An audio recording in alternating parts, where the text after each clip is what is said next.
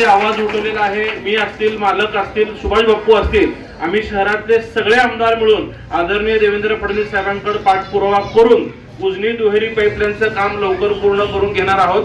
त्यामुळं आज जे 4 दिवस आड किंवा 5 दिवस आड पाणी येत आहे ते लवकरच त्याचे दिवस कमी होणार आहेत आणि ज्यावेळेस उजनीचं काम पूर्ण होईल त्यावेळेस किमान 1 दिवस आड आपल्या शहराला पाणी मुबलक प्रेक्षाने येणार आहे. याची मी तुम्हाला ग्वाही आपल्या मंदिरात उपस्थित सगळ्या वडीलधारी लोकांच्या साक्षीने देतो.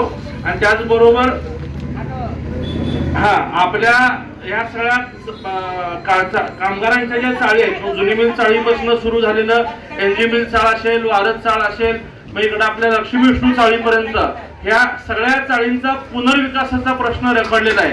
मग तो जुनी पोलीस लाईन असेल, धरमशी लाईन असेल, त्याचं कारण म्हणजे या सगळ्या चाळींवरती B2 लागलेला आहे. B2 लागलेला असल्यामुळे आपण त्या चाळींचं नव्याने निर्मिती करू शकत नाही. तो B2 कमी करण्यासाठी देखील आपण फडणवीस साहेबांकडे पाठपुरावा करून घेणार आहे. मी स्वतः जुनी मिल चाळीत माझा जन्म झालेला आहे. माझे पंजोबा गणपतराव कोठे हे जुनी मिल मध्ये जॉबर होते.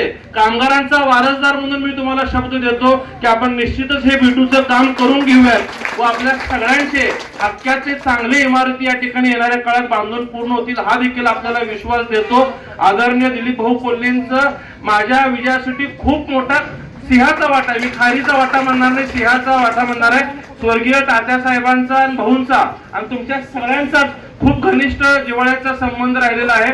तात्यांना अनेक वर्ष आमदारकी मिळाली नाही, ते माझ्या रूपात मिळण्यासाठी भाऊंनी दिवस रात्र स्वतः उमेदवार म्हणून काम केलेलं आहे.